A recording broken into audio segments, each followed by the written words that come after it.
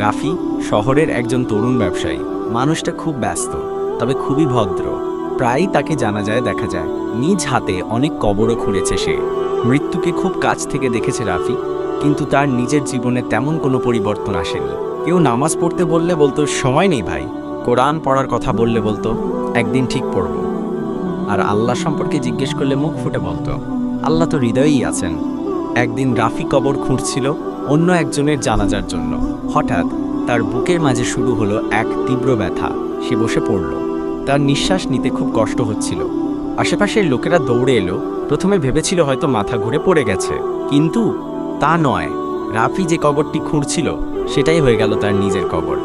ঘটনাটি ছিল অবিশ্বাস্য। যে ছেলেটি সবসময় অন্যের কবর খুঁড়ত, আজ সে নিজেই কবরবাসী। জীবন আসলেই খুব সংক্ষিপ্ত।